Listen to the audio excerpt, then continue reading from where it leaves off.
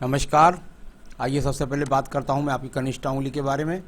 कनिष्ठा उंगली ज्ञान के स्तर को बताती है, बुद्धि के स्तर को बताती है, आपकी भाषा शैली को बताती है, साथ ही साथ बताती है कि लोगों में आपकी जो डिसीजन पावर है वो जल्दबाजी में लेते हैं या जल्दी से लेते हैं, सही सोच समझ कर लेते हैं तो वो भी सही है। यहाँ सारी की सारी चीज़ें बिल्कुल अनुकूल अवस्था में हैं। आप बहुत ही व्यवहारिक व्यक्ति हैं और अच्छी बुद्धि आपके पास बुढ़ापे तक भी रहेगी, याददाश्त अच्छी रहेगी।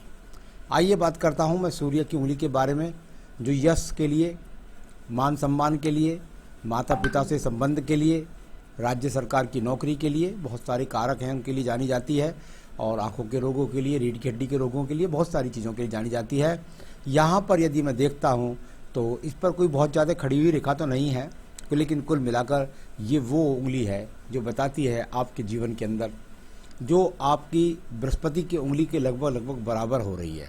जब बराबर उंगली होती है तो व्यक्ति के जीवन के अंदर लगभग उसका काफ़ी सारा समय एक समान चला जाता है। जैसे वर्तमान में जिस स्थिति में हो, इस स्थिति में पिछले 15 साल से रहे हो या आगे 15 साल तक रहो, काफ़ी लंबा समय चला जाता है लगभग समान स्थिति में, यानी अच्छे हो तो अच्छे हो। तो ये है, यहाँ कुल मिलाकर ऐसा है। कुल फिलहाल बदनामी का कोई योग नहीं, किसी प्रकार की सम्मान में क्षति का कोई योग नहीं। यहाँ पर आपकी सूर्य की उंगली शनि की उंगली के साथ चिपकी हुई है। माता पिता से बहुत प्रेम करते हैं, अपनी तरफ से भाई बंधुओं से भी किसी प्रकार के मनमुटाव नहीं करते। शनि की उंगली को देखिएगा, शनि की उंगली अच्छे धन के लिए, अच्छे स्वास्थ्य के लिए जानी जाती है। वर्तमान स्थिति के अंदर किसी भी तरीके का धन डूबने का कोई योग नहीं है। भले ही यहाँ पर बहुत अच्छी सांकेतिक रेखाएं आपको अच्छा धन नहीं दिला रही हैं, लेकिन सामान्य स्थिति का धन दिला रही हैं और स्वास्थ्य भी अच्छा है। बृहस्पति की उंगली पर किसी भी प्रकार का कोई अशुभ चिन्ह नहीं। छोटे छोटे स्क्रैचेस जो हैं वो सेकंड पर पे हैं। जब सेकंड पर थोड़े थोड़े स्क्रैचेस होते हैं तो ऐसा कह सकते हैं कुछ विवाह में देरी जाती है, बाकी मैं बाद में बताने वाला हूँ।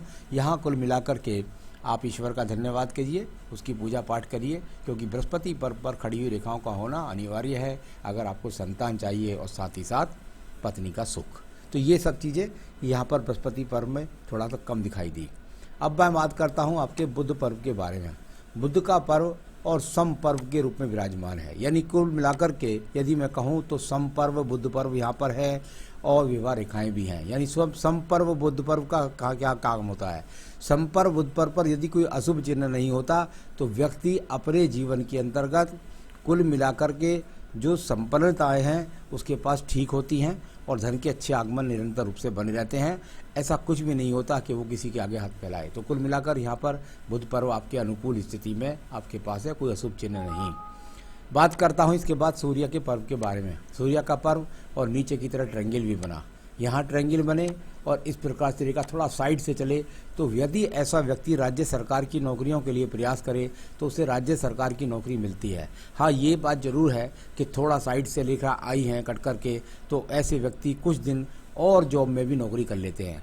कभी सरकारी नौकरी ना मिले तो अच्छे सम्मान की नौकरी प्राप्त करता है और जहाँ पर रहता है वहाँ लोग उसका सम्मान भी करते हैं। आइए बात करते हैं शनि पर्व के बारे में।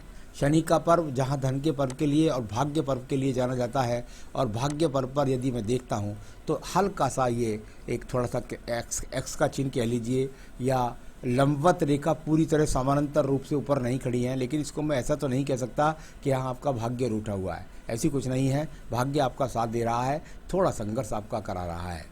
अब बात करता हूँ यहाँ बृहस्पति के पर्व के बारे में।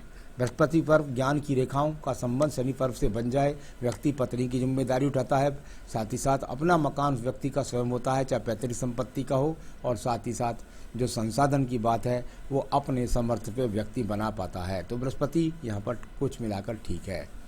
अब बात करता हूँ मैं आपकी हृदय रेखा के बारे में। हृदय रेखा और बहुत ही अनुकूलता के साथ में चल कर के जाने वाली हृदय रेखा, थोड़ी बहुत चिंता की रेखाएं ऊपर नीचे गिर रही हैं। इसको कोई ज़्यादा खराब स्वास्थ्य के लिए भी नहीं कह सकते और ऐसा भी नहीं कह सकते कि विवाह नहीं होगा। तो कुल मिलाकर के यहाँ भी हृदय रेखा अच्छी है, दूसरे के प्रति अच्छी भावनाएं रखती हैं, कोई बुरी भावनाएं नहीं है, किसी प्रकार के गलत लोगों में बैठना उठना संगत खराब नहीं है।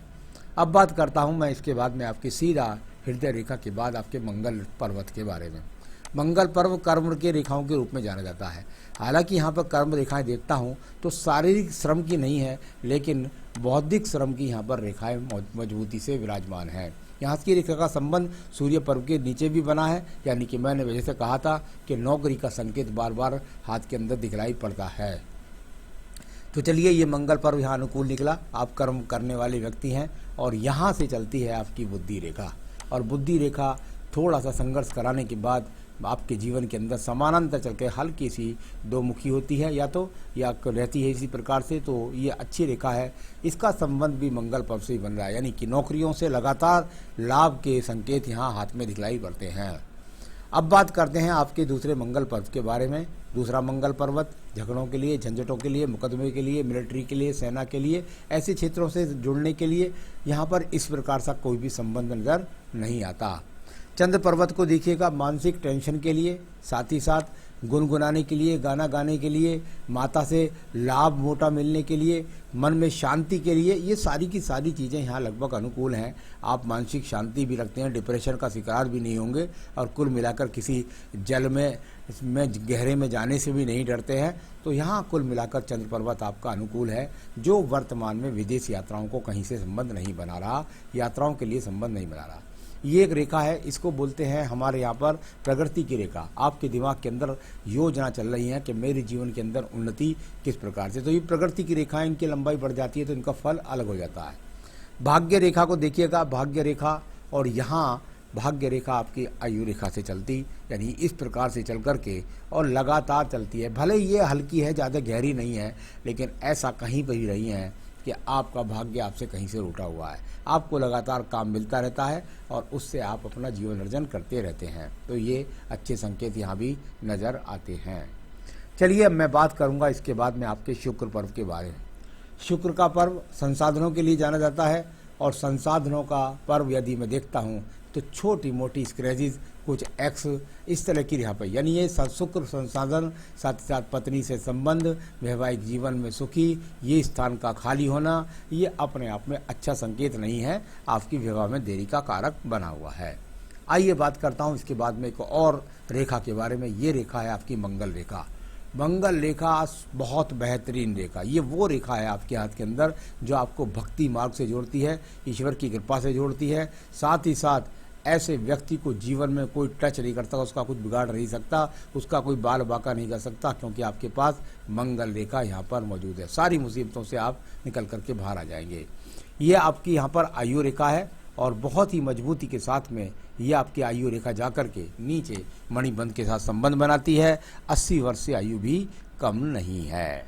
तो ये सब चीज़ें यहाँ पर हैं आपके पास में। मणिबंध रेखाएं भी ठीक हैं आपके पास में, वो भी सभी संसाधनों को दे रही हैं। आइए मैं आपके सवालों को ले लेता हूँ यहाँ पर और उससे मैं आपके जवाब देने वाला हूँ।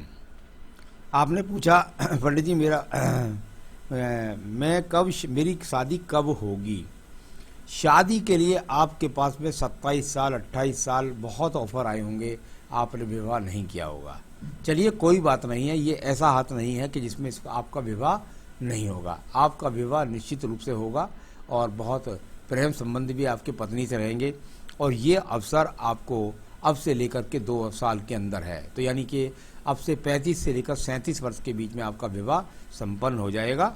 और किसी प्रकार का घमंड गर्व ना कीजिएगा, जैसा रिश्ता आ जाए उसको कर लीजिएगा, नहीं बहुत मुसीबत हो जाएगी बाद में।